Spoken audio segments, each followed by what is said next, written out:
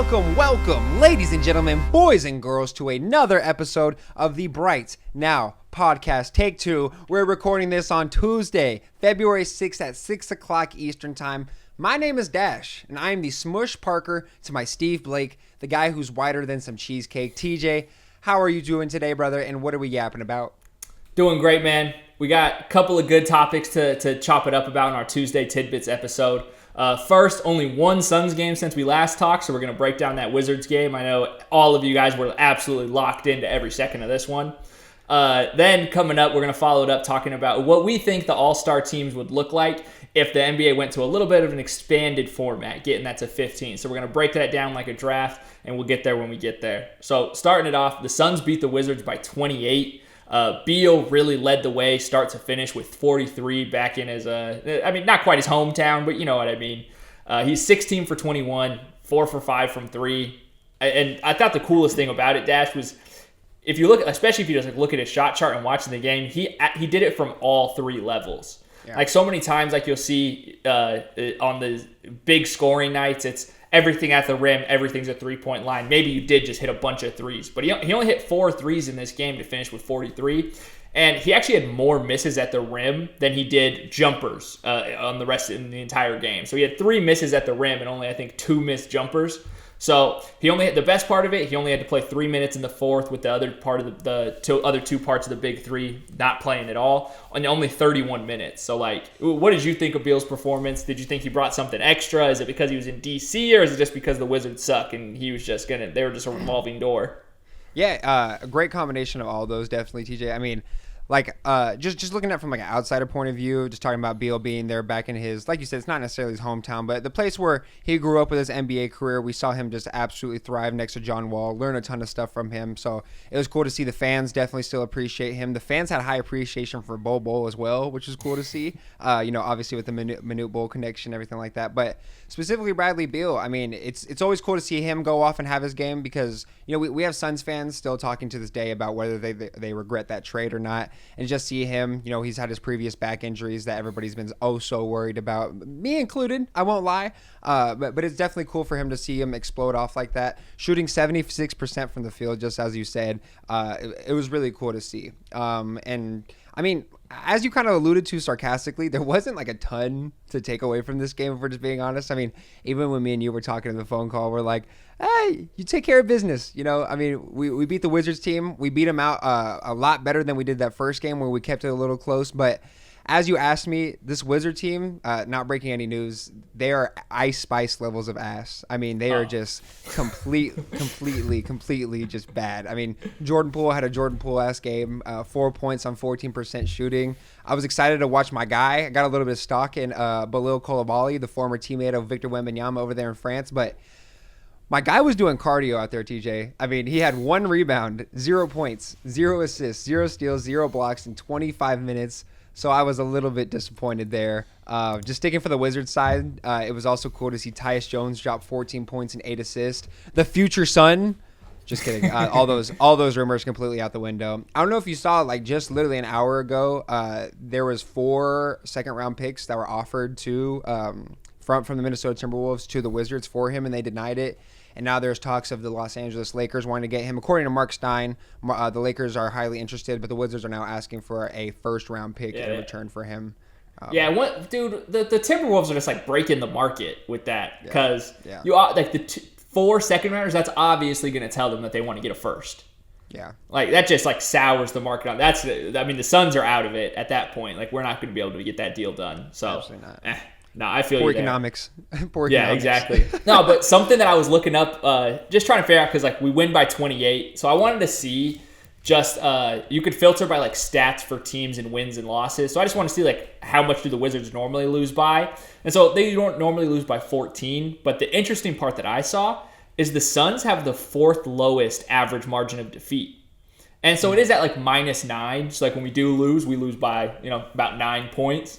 But still 4th. So that just kind of gave me some weird thoughts about, hey, maybe this Suns season hasn't actually been as bad as I was really painting it out to be, just because we are competing most nights.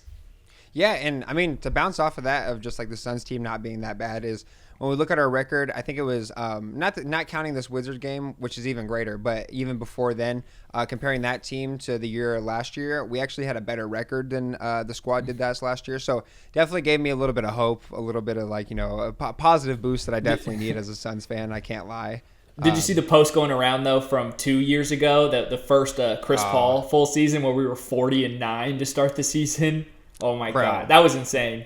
Bro, Major, our homie Major, who watches all the pods, he sent me a clip. Like after that post was going around, he's like, bro, I came in front, I missed CP3, and it was literally a 15-minute video of it was CP3 and Devin Booker compilation of them just like having plays off of each other. Mm-hmm. It was just so sexy. I do miss that guy sometimes. He unlocked Booker. Yeah, get well soon, CP3. He also unlocked that one guy, DeAndre Ayton, and a lot of the other guys around the court, but. No, this game wasn't a ton to take away from, and it kind of makes us sad here at the Bright Now podcast because we love getting up for this these episodes. Yeah. But there just wasn't a ton to talk about. I mean, if we want to talk about it again, it's been a pattern now. It's a constant that Yusuf Nurkic just takes lunch money from young centers like he's an 80s school bully. Like I love to see it to this day, but he was absolutely destroying our boy. Who is it? Gafford? Is it? Yeah, I think Gafford. Yeah, he has. I forget who was on the telecast, but they were talking about it. They're like, he has the height, but the weight. I don't know if anybody can really withstand it besides Embiid and Jokic. I think those are the only people who are in his weight category. Oh, absolutely. Yeah, that's like a great part to see and something we can fall back on, especially when like it did feel like KD and Book just took it easy overall. Like KD with 18 points, he was 7 for 9, but just really kind of cooling out there. He was plus 18.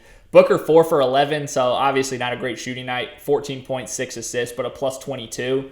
So it felt like they understood who they were playing and knew that Beal wanted to cook, and they could have turned it on if they really needed us to. But when like Jordan Poole was going 1 for 7, and I think honestly it's unfair to say he's their best player at this point. But like you know what I mean with that context where he's kind of like their leading scorer and kind of main guy there. So it's like let's just cool it. It sucks that we lost the fourth by 2. I know. Still, I didn't want to bring it up. I didn't want to bring it up. The closing group was Goodwin, Yuta, Metsu, KBD, and Nasir Little. So that's obviously not a good lineup. And most of those guys, like we don't even see Goodwin, Yuta, and the other 3, Metsu, KBD, and Nasir Little Nasir Little's basically disappeared too. So that's just kind of how it goes. Bol was back. That's awesome. You mentioned that before. Yes. Gordon was fine. Gordon still just kind of frustrates the hell out of me on a day-to-day basis. But, yeah, I hear you on this one. Grayson Allen plus 30 out there. I mean, he didn't have the craziest stats in the world. He was a plus 30. Shout out to him.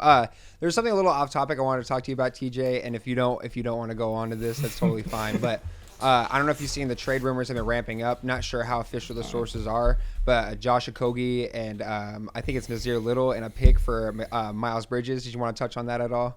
Dude, if they do that, that's such a travesty. I guess it's kind of a joke. We all know what he's done. And I don't want that kind of guy around this culture. Like, we already have enough culture issues as it was. And we've been pretty big proponents all year of just not doing a trade and just kind of letting it ride out because we do think we have kind of some of the general pieces that you would need to compete for a championship.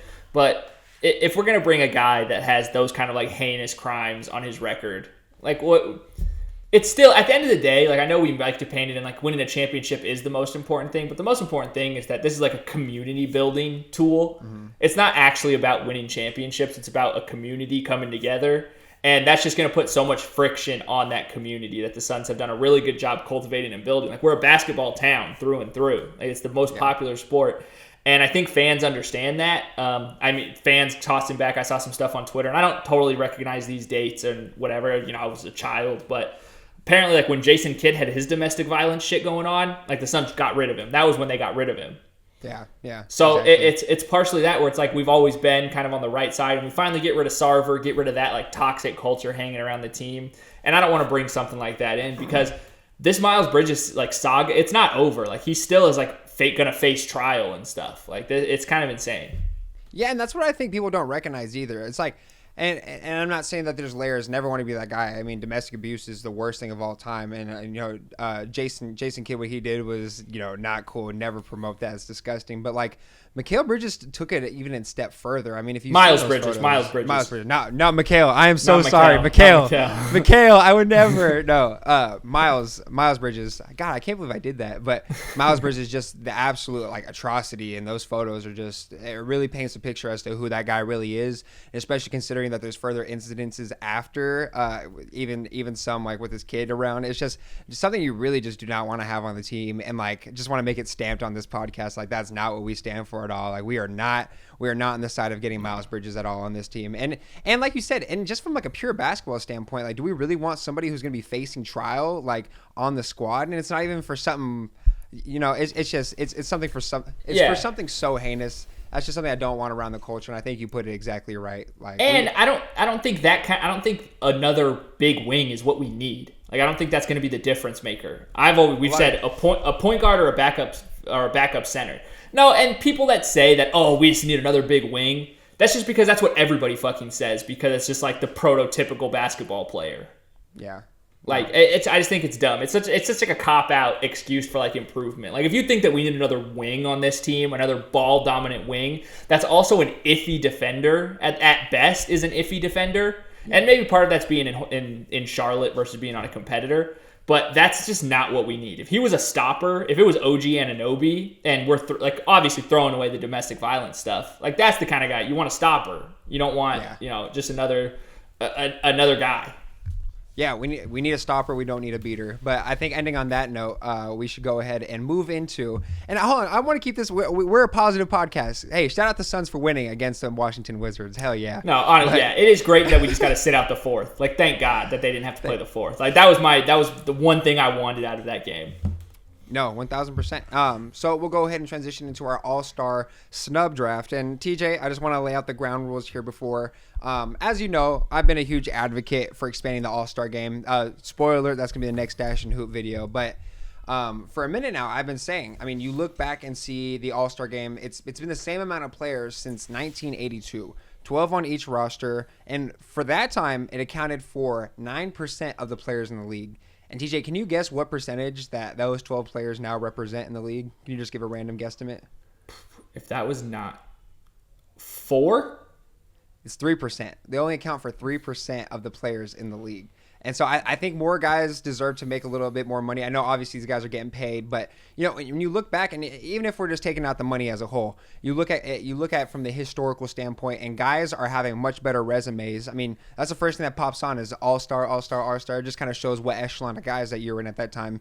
And I think our generation of hoopers need to get represented a little bit better, and it's not very fair for Bob Pettit to have 14 All-Star appearances or however much he has, and then you got guys like Jalen Brunson who are going to finish with 4 because there's just not enough spots, even though he is a much, much more talented player, extremely impactful. So today we decided to add 3 more players to each of our teams, and each of us will draft guys one after another to add 3 players to the All-Star game, representing Bright now and the different sides. Who's representing Dash and who's representing TJ? And since you are the old head here, TJ, I'll let you go first. Who is your first overall pick in the Snub Draft 2024?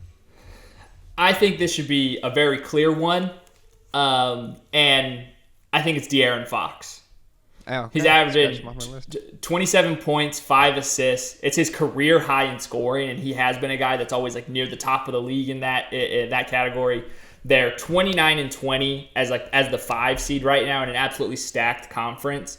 And just like he's the focal point of that team, he's the X factor of that team that gives them like that, can take them to the next echelon. I do think Sabonis is more of a floor raiser. Absolutely, he should be an all. Spoiler alert, he's on. If you don't take Sabonis, I'm going to take him because I just think they're that good in such a tough conference where there's competition night in, night out, and I think the Sacramento Kings need to continue to be represented in this. And he's exciting. And he's exciting as hell. Like, he's just the perfect kind of guy you want in an all-star game. So I was going to ask, is funability, I don't know if that's a word, is funability factored into your picks in this draft?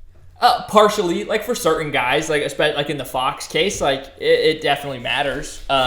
And same with other guys. Like if you're a great passer, that's a great thing to have in an All-Star game. If you're a lights out deep shooter, like that's also awesome to have. So you do need to have that like exceptional ability in at least like one specific facet. No, I feel it, and he's a guy that can throw it down too. He's not just like a pure layup guy. He's not just a pure shooting threes guy.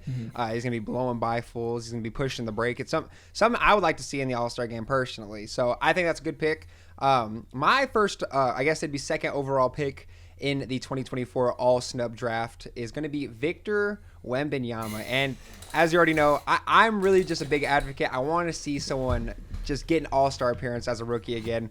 Blake Griffin's did not count. Just flat out going to go ahead and say it here. But the man is averaging now finally 28 minutes a game, which he could definitely be averaging more. Still on a little bit of a restriction, leading the league in blocks at 3.1. And I feel like Victor Wembanyama would be the type of guy that would take the All-Star game a little bit serious. He'd be a guy that'd be stopping at the rim, not letting Jason Tatum get his trash-ass 24 layups to break the All-Star points record. But he's averaging 20 points a game this year, 3 assists, 10 rebounds. Like I said, leading the league in blocks, 1.2 steals. His effective field goal percentage is 50%. And who doesn't want to see the next greatest player of all time, the next Kareem Abdul-Jabbar in the All-Star game as a rookie? I mean, ranking off fun ability, I think he might be towards the top of the list in terms of people who you'd want to see. So creative with the ball. Who else besides him and Giannis can do a Euro step from the 3-point line dunk? I mean, that's exactly somebody you want to go ahead and see in the All-Star game, hitting step backs. Being 7'4" just by itself is a spectacle. Do you have any disagreements there? No, I mean, I'm 100% with you. I see exactly where you're coming from. He did not make the cut on my list because of the wins factor to an extent. You care about wins for this All-Star game? No. Did you see the Los Angeles Lakers? No, I agree. I'm on record on this pod saying the Lakers should only get one All-Star and it should be LeBron. I'm on the record as saying such. So I'm not saying that wins like carry a ton of weight for something like this. But if Wemby is that awesome, like I'd like to see him drag that team to a few more W's. I would. Jeremy Sochan was starting, TJ. What are you talking about? I don't care, man. I don't care. I'd like to see it a little bit more. That's why he'll be all right. He's going to make plenty of All-Star teams. This is going to be the last year he doesn't make it. I'll promise you that. Until he retires, this is the last year he doesn't make it. I do think you're right. I want you to share your take. It's something that you shared with me with Victor Wembanyama, and I thought it was a very interesting take, and I've kind of been pondering it recently. And you told me, correct me if I'm misconstruing any of your words here, but you said that if Victor Wembanyama does not win Rookie of the Year, that he does not have a chance at being the greatest player of all time. How do you feel about that? Yeah, no, I agree with it 100%. Stand on it? And it's something that I'll stand on business on that one. If you don't win Rookie of the Year, you can't be in the GOAT conversation. That's the starting point of the trajectory to be on the GOAT race. He could still be he could still be in the Hakeem Olajuwon tier, Kevin Durant, and Kevin Durant won Rookie of the Year too. But you guys know what I mean, where it's like that kind of next echelon because Jordan, LeBron, and Kareem all got Rookie of the Year. They all got multiple championships, multiple MVPs. Like that it's part of the criteria for me. Like you were the best player in your rookie class, and you just continued to be for the rest of your career. So that's why I think, if he doesn't win it, he's going to be fourth at most. No, I definitely understand. And I do partially agree with you, and I could see some of the voters ruining those chances with Chet Holmgren. But I also would like to see if it's a chip on his shoulder, go ahead and show people, like, hey, the hell? Because remember, Wemby's the same guy who told the media, man, screw Henderson. He would definitely be the best player in the draft if it weren't for me. I mean, he talks his shit a little bit, and he's completely right. So, I mean, I would actually kind of like to see if he didn't win Rookie of the Year, just to see the chip on the shoulder. I mean, I would love to see you eat your words if he went ahead and won 6 championships, rivaling Michael Jordan. But, hey, I do see both sides of the argument. But with that, go ahead and give me your second pick in this draft. So, I kind of teed it up for myself earlier, but it's Sabonis. I think the Kings Sacramento guy over here. I know. I like the way they play. He's averaging 20 points, 13 rebounds, and 8 assists. He's leading the league in rebounds again. He's just automatic when it comes to that. And I think the craziest stat, or the most important one here, is that his offensive rating is a 128, and Fox's is actually a 115.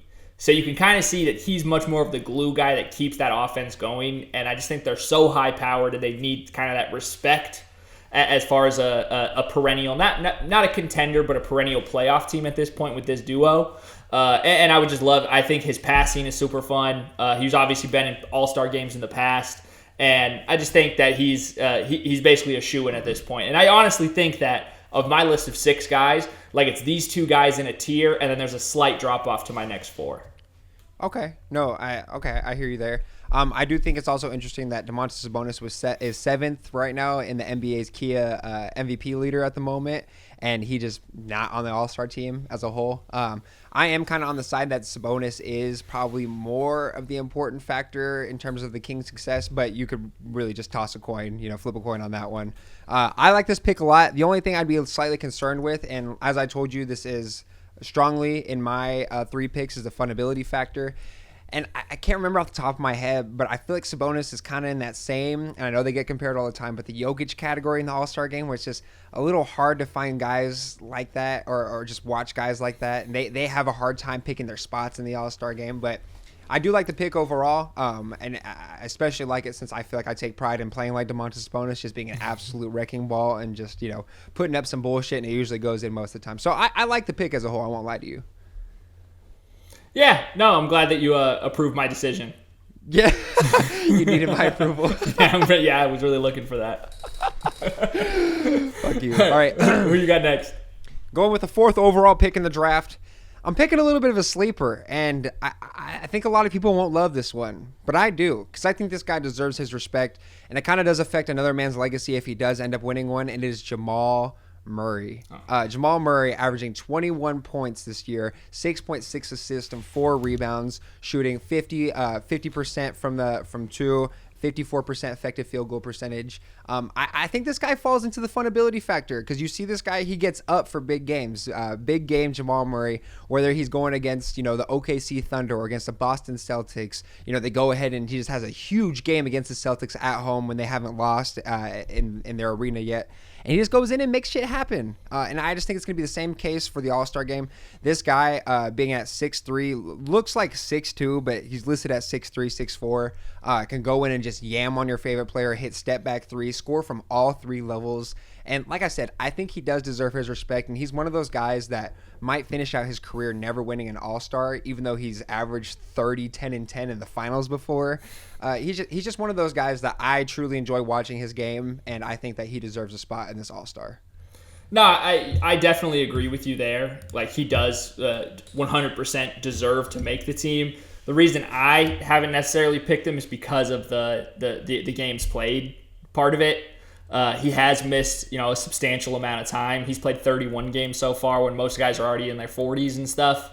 So I didn't even look at the current All-Stars, like the guys that actually made it, to see if anybody else is kind of in that category. But to the best of my knowledge, they aren't. So that's my biggest gripe with it. But absolutely, like everything you said about Jamal Murray is 100% true. Well, I don't mean to piss on your parade here, TJ. Maybe we have different stats right here, but Basketball Reference does say he's played 37 games. So if you want to go ahead and just what the hell did I see? If you can go ahead and stop spreading information to the masses here, I know how you like to do with your Russian bots. We're gonna, like I said, so knowing that knowledge, does that change the sliders at all for how you feel about it definitely slides it. He was it was hard to kind of not put him on here. That was kind of the main driving factor. But go ahead, go nuts, Jamal Murray. You're a right now All-Star. All right, perfect. So who do you have as your 3rd and final pick? So I want to make sure that we leave time for some honorable mentions. I would say them now, but I don't want to steal who your next pick is going to be potentially. TJ, you're going to put in what? Keegan Murray, Kevin Herter, fucking. Yeah, I'm just going to go all the. Yeah, Harrison all Barnes. Yeah, absolutely. People need to respect Harrison Barnes' game. No, they do. They do. Yeah. So I do want to leave some room for honorable mentions. How do we do this? Do we just have to wait for the end? Yeah, we just got to wait for the end, I think. All right. We just got to wait for go that. ahead and do it then. My 3rd pick, a little bit of a homer pick, and not in the way that you're going to expect. Jalen Williams. Oh. I think the Thunder have been good enough this year to get 2 All-Stars. Like, they're far better than the Lakers. I don't care about the name brands that they have over there. They are, tied for the best record in the West, I believe, just off the top of my head. He's averaging 19 points, 4 rebounds, 4.5 assists, and he's shooting 53, 45, 80. Damn, so, what? Just absolutely lights out as an ISO scorer. One of few guys averaging over 1 point per possession on like actual volume as that. And he's an Arizona product. Obviously, like I've said it before, played against him a whole bunch of times in my basketball career. I doubt he remembers who the hell I am, but I am always going to be a supporter of his because it's just awesome to have somebody come down from there. A lot of people don't know he actually went to the same high school as Brock Purdy. Yeah, which is wild. So people don't talk about that enough. Man, that's a great pick right there. I'm a huge Jalen Williams guy as well. I'm a little bit younger, 7 years younger than TJ over here. Fuck so you. We're kind of different generations, him being a Gen X / millennial in between. But no, that's actually a really good pick. Jalen Williams has super impressed me all throughout this year. Absolute killer on the defensive end as well. He's an amazing like reader of lobs whenever they come in. I feel like I just see so many highlights of him just breaking up lobs or coming down and posterizing somebody. Just a phenomenal fit. I watch all of his off-court stuff too. He has his own YouTube channel where he does vlogs and stuff like that, and he's just a great connector with like all of his teammates. Gets along with super goofy dude, but like on the court, just an absolute dog. All 50, it seems 50 like balls is his. And it seems like in those interviews and stuff, like it seems like he just has his head screwed on straight about just like his approach to being a professional. Like, that's the best thing that you could say. Like he's a pro's pro. Yeah, no, I 100% agree. All right, so I'll go ahead and go to my last pick right here. And this might be another guy you don't super expect, TJ, but go with Lauri Markkanen. Lauri Markkanen just being an absolute bucket all year, playing on this Utah team who I don't know what the expectations are necessarily for the squad. His numbers took a slight dip, and he did get that hometown boost last year from being the All-Star game, being in Utah, and him making it. But with 23 points, 8.6 rebounds, and then 2 assists a game, absolutely killing it from behind the arc this year with 40% from 3, just shooting 59.4% or 59.8 effective field goal percentage. Truly efficient. Last year, he was known as a dunk and 3-ball guy, and that is something you absolutely want to go ahead and see in the All-Star game. A 7'1" guy who just absolutely switched his career around from being on the Chicago Bulls, being a guy who was highly touted, being a lottery pick, and ended up not working out there with that. Who knows what that organization is all about. Shout out to Kobe White for figuring it out with all that BS going on. Going over to the Cleveland Cavaliers, trying to carve himself out a role. They end up going ahead and trading him all the way to Utah. And it's just been super impressive to see him this year, trying to kind of keep his team afloat, being in that play-in area. They had some big-time fourth-quarter wins, especially against the Bucks the other night, where he had an amazing performance. Really like Lauri Markkanen's game, and I mean, with this expanded draft, I think he deserves a spot there, and that's just going ahead and saying how good he is, because we definitely got some honorable mentions here. Do you want to add anything to Lauri Markkanen, or just talk about those guys? Because we got some killers. Yeah, not much to say about Lauri Markkanen, but I definitely agree with you, and he's as worthy as anybody to get in there, especially like on those like kind of those fringe guys. It's just is impressive. Look at that Utah Jazz roster on paper, and then kind of see how they play as a unit. Like Will Hardy's just doing great work down there. So definitely hats off to Lauri Markkanen, especially like third stop in your career when you start thinking like, damn, maybe it's over. Maybe I got to go back to Europe. Maybe I got to go back to Finland or something. And no, he figures it out and gets it done. Yeah, shout out to him. All right, TJ, can you list off some of your honorable mentions? Because I'm sure we have some of the same people, somebody that we talked about before the pod even started right here. So can you go ahead and list them off? So, like one of them, one of the easier ones, I threw James Harden on my list. I think just with the Clippers being in power ranking terms, probably the best team in the West right now, pound for pound.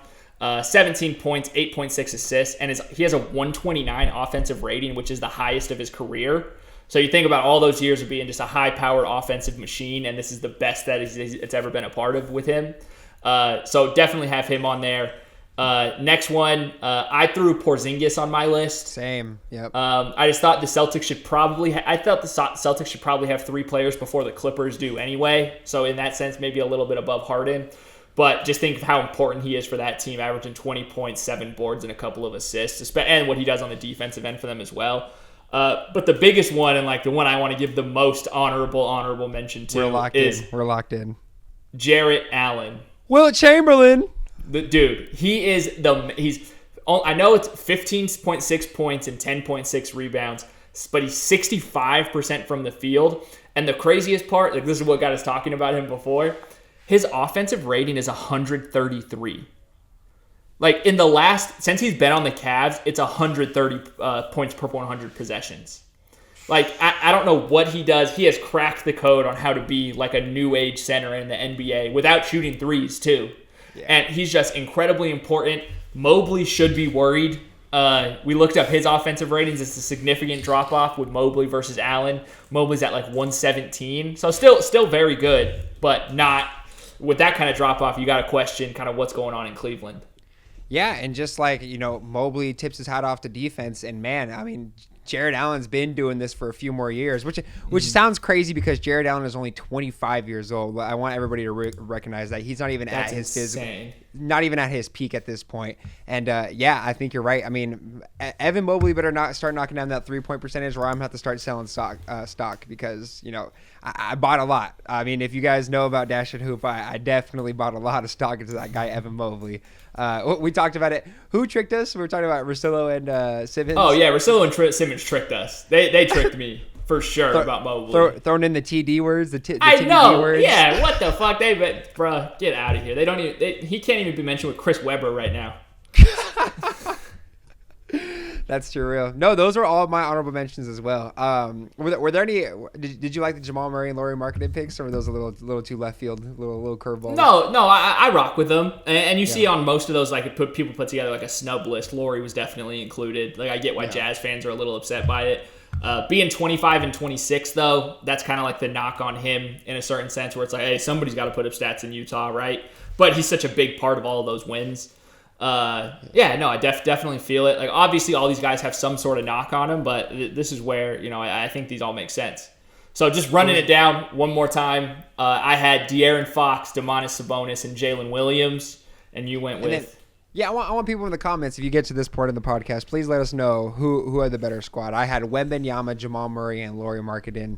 I think I like our squad just with our length. I mean, you definitely got the weight factor on your side. I can't lie, especially with that Sabonis pick. But I think I'm gonna go on my side over here. De'Aaron Fox can play defense. But this is the damn All-Star game. Nobody's playing D. Then why do you want Wembanyama in there? The fucking 7-4 mastermind. What do you mean? That's my goat right there. Yeah. If it weren't for the fascist Lakers, we would we might have one of these guys in here. Definitely love to see that, but. I understand. It's the LA picks. Anthony Davis and LeBron are going to get thrown in there. Surprised Austin Reeves didn't go ahead and get in there with the fan vote. Holy shit. I know, right? Yeah, but thank you guys so much. That's going to go ahead and wrap it up for this Tuesday podcast. A little bit shorter than usual, but thank you guys so much for tapping in with us. And as always, y'all have a phenomenal rest of your day.